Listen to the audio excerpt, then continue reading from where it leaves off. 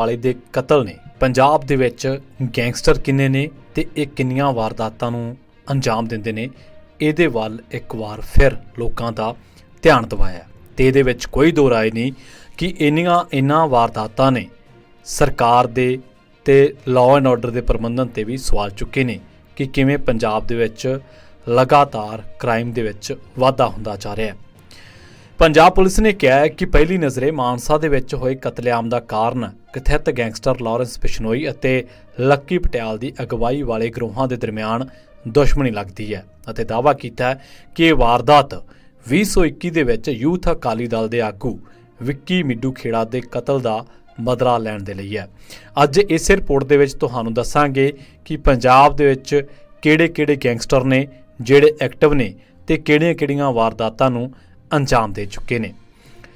ਹਾਲ ਹੀ ਦੇ ਸਾਲਾਂ ਦੇ ਵਿੱਚ ਰਾਜਨੀਤਿਕ ਆਗੂ ਇਹ ਦਾਅਵਾ ਕਰਦੇ ਰਹੇ ਕਿ ਉਹ ਗੈਂਗਸਟਰਾਂ ਦੀਆਂ ਗਤੀਵਿਧੀਆਂ ਨੂੰ ਰੋਕਣ ਦੇ ਵਿੱਚ ਕਾਮਯਾਬ ਰਹੇ ਨੇ, ਪਰ ਇੱਥੇ ਸਾਨੂੰ ਇਹ ਵੀ ਭੁੱਲਣਾ ਨਹੀਂ ਚਾਹੀਦਾ ਕਿ ਸਿਆਸਤਦਾਨ ਹੀ ਨੇ ਜਿਹੜੇ ਇਹਨਾਂ ਗੈਂਗਸਟਰਾਂ ਦੀ ਵਰਤੋਂ ਵੀ ਕਰਦੇ ਨੇ ਜਾਂ ਇਹਨਾਂ ਨੂੰ ਵਰਤਦੇ ਵੀ ਨੇ ਜਾਇਜ਼ ਤੇ ਨਜਾਇਜ਼ ਕੰਮਾਂ ਦੇ ਲਈ, ਸ਼ਰਾਬ ਦੇ ਠੇਕਿਆਂ ਵਾਸਤੇ ਜਾਂ ਕਹਿ ਲਓ ਕਬਜ਼ਿਆਂ ਵਾਸਤੇ ਇਹਨਾਂ ਦੀ ਵਰਤੋਂ ਹੁੰਦੀ ਹੈ।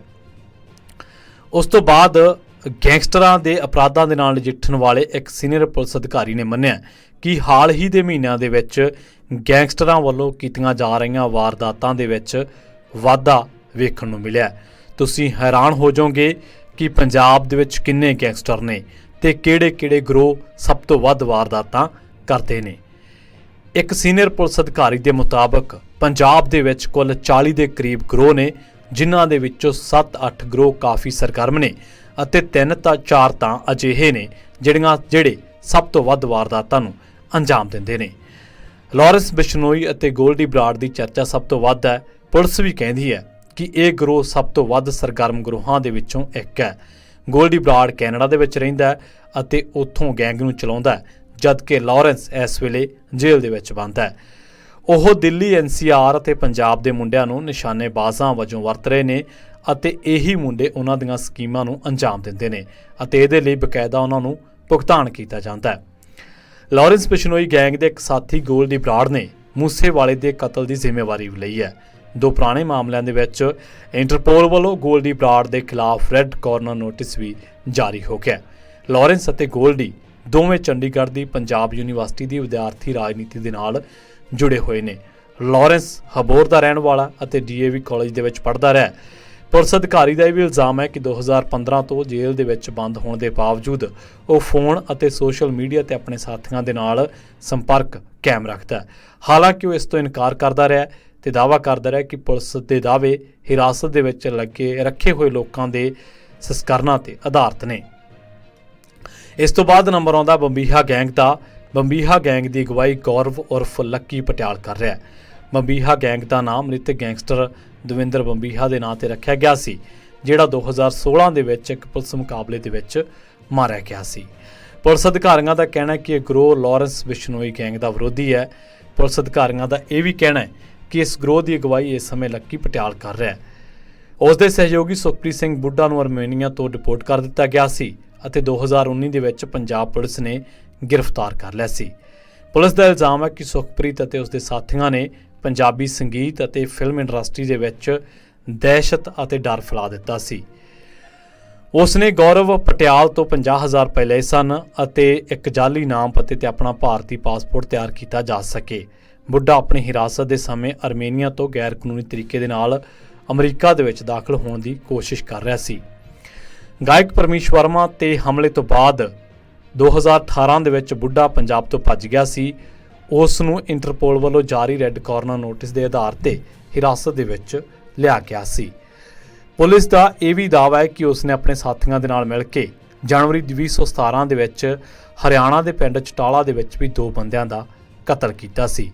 14 ਅਪ੍ਰੈਲ 2018 ਨੂੰ ਉਸ ਨੇ ਗਾਇਕ ਪਰਮੀਸ਼ ਵਰਮਾ ਤੇ ਕਥਿਤ ਤੌਰ ਤੇ ਗੋਲੀ ਚਲਾਈ ਸੀ ਕਿਉਂਕਿ ਉਸ ਨੇ 20 ਲੱਖ ਰੁਪਏ ਦੀ ਜਬਰੀ ਰਕਮ ਦੇਣ ਤੋਂ ਇਨਕਾਰ ਕਰ ਦਿੱਤਾ ਸੀ।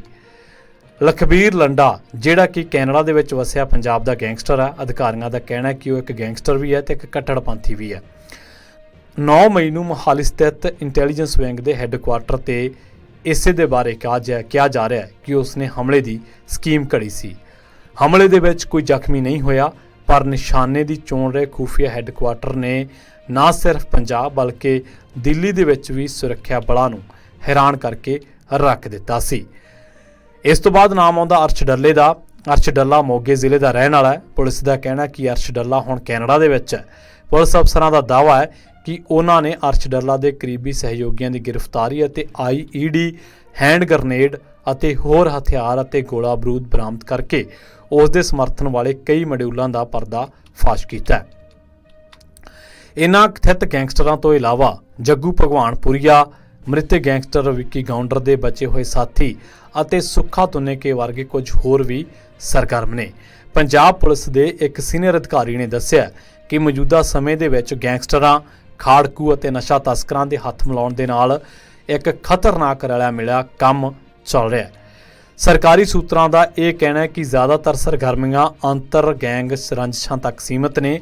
ਇਸ ਤੋਂ ਇਲਾਵਾ ਲੁੱਟਾਂ ਖੋਹਾਂ ਅਤੇ ਜ਼ਬਰਨ ਵਸੂਲੀਆਂ ਤੱਕ ਵੀ ਇਹ ਲੋਕ ਸੀਮਿਤ ਨਹੀਂ। ਉਹ ਲੋਕ ਫਿਲਮ ਇੰਡਸਟਰੀ, ਸੰਗੀਤ ਜਗਤ ਜਾਂ ਹੋਰ ਅਮੀਰ ਲੋਕਾਂ ਨੂੰ ਵੀ ਆਪਣਾ ਨਿਸ਼ਾਨਾ ਬਣਾਉਂਦੇ ਨੇ। ਪੰਜਾਬ ਦਾ ਸੰਗੀਤ ਜਗਤ ਭਾਰਤ ਦੇ ਵਿੱਚ ਮਸ਼ਹੂਰ ਹੈ। ਇਸ ਦੇ ਲਈ ਇਸ ਦੇ ਵਿੱਚ ਸ਼ਾਮਲ ਲੋਕਾਂ ਦੀ ਪਛਾਣ ਕਰਨੀ ਸੌਖੀ ਹੈ। ਗਿਰੋਹਬਾਜ਼ ਉਹਨਾਂ ਦੇ ਕੋਲੋਂ ਜ਼ਬਰਨ ਵਸੂਲੀਆਂ ਅਤੇ ਫਰੌਤੀਆਂ ਦੀ ਮੰਗ ਕਰਦੇ ਨੇ ਅਤੇ ਇਨਕਾਰ ਕਰਨ ਤੇ ਅਗਵਾ ਕਰ ਲੈਂਦੇ ਨੇ ਜਾਂ ਫਿਰ ਹਮਲਾ ਵੀ ਕਰ ਦਿੰਦੇ ਨੇ, ਜਿਵੇਂ ਕਿ ਪਰਮੇਸ਼ ਵਰਮਾ ਤੇ ਹਮਲਾ ਕੀਤਾ ਗਿਆ ਸੀ ਅਤੇ ਮਨਕੀਰਤ ਔਲਖ ਵੱਲੋਂ ਧਮਕੀਆਂ ਮਿਲਣ ਦਾ ਦਾਅਵਾ ਕੀਤਾ ਗਿਆ ਸੀ। ਇਸ ਤੋਂ ਇਲਾਵਾ ਇਹ ਗਰੋਹ ਹੋਰ ਮਸ਼ਹੂਰ ਹਸਤੀਆਂ, ਅਮੀਰ ਲੋਕਾਂ, ਵਪਾਰੀਆਂ, ਸ਼ਰਾਬ ਦੇ ਕਾਰੋਬਾਰੀਆਂ ਅਤੇ ਸੱਟੇਬਾਜ਼ਾਂ ਤੋਂ ਵੀ ਵਸੂਲੀ ਕਰਦੇ ਨੇ। ਕਈ ਗਰੋਹ ਤਾਂ ਸਿਆਸੀ ਅਤੇ ਕਾਰੋਬਾਰੀ ਲੋਕਾਂ ਤੋਂ ਵੀ ਆਪਣੇ ਹਿੱਤਾਂ ਦੀ ਪੂਰਤੀ ਕਰਦੇ ਨੇ। ਪੁਲਿਸ ਦਾ ਕਹਿਣਾ ਹੈ ਕਿ ਗੈਂਗਸਟਰ ਕਤਲ, ਹਥਿਆਰਾਂ ਦੀ ਤਸਕਰੀ ਅਤੇ ਨਸ਼ਾ ਤਸਕਰੀ ਤੋਂ ਵੀ ਪੈਸਾ ਕਮਾਉਂਦੇ ਨੇ। ਇਹ 2 ਨੰਬਰ ਦੇ ਪੈਸੇ ਨੂੰ ਆਪਣੇ ਹਿਸਾਬ ਦੇ ਨਾਲ ਇੰਡਸਟਰੀ ਦੇ ਵਿੱਚ ਇਨਵੈਸਟ ਕਰਦੇ ਨੇ, ਭਾਵੇਂ ਉਹ ਫਿਲਮ ਹੋਵੇ ਜਾਂ ਕੋਈ ਕਾਰੋਬਾਰ ਹੋਵੇ। ਇੱਥੇ ਵੀ ਦੱਸਣਾ ਬਣਦਾ ਹੈ ਕਿ ਲੰਘੇ ਦਿਨੀ ਪੰਜਾਬ ਦੇ ਵਿੱਚ ਇਹ ਚਰਚਾ ਰਹੀ ਕਿ ਪੰਜਾਬ ਦੇ ਵਿੱਚ ਕਤਲ ਬਹੁਤ ਹੋ ਰਹੇ ਨੇ। ਇੱਥੇ ਇਹ ਵੀ ਦੱਸ ਦਈਏ ਕਿ ਸਾਲ 2021 ਦੇ ਵਿੱਚ 724 ਲੋਕਾਂ ਦਾ ਕਤਲ ਹੋਇਆ, ਜਦਕਿ 2020 ਦੇ ਵਿੱਚ ਸੂਬੇ ਦੇ ਵਿੱਚ 757 ਕਤਲ ਹੋਏ। ਇਸੇ ਤਰ੍ਹਾਂ ਸਾਲ 2021 ਦੇ ਵਿੱਚ ਹਰ ਮਹੀਨੇ ਔਸਤਨ 60 ਕਤਲ ਅਤੇ 2020 ਦੇ ਵਿੱਚ 65 ਕਤਲ ਹੋਏ। DGP ਦਫ਼ਤਰ ਨੇ ਦਾਅਵਾ ਕੀਤਾ ਹੈ ਕਿ ਇਸ ਸਾਲ ਅਪ੍ਰੈਲ ਦੇ ਮੱਧ ਦੇ ਵਿੱਚ ਪੰਜਾਬ ਪੁਲਿਸ ਨੇ 16 ਗੈਂਗਸਟਰ ਮੋਡਿਊਲਾਂ ਦਾ ਪਰਦਾ ਫਾਸ਼ ਕੀਤਾ ਹੈ ਅਤੇ ਇਹਨਾਂ ਦੀਆਂ ਗਤੀਵਿਧੀਆਂ ਦੇ ਵਿੱਚ ਸ਼ਾਮਲ 98 ਵਿਅਕਤੀਆਂ ਨੂੰ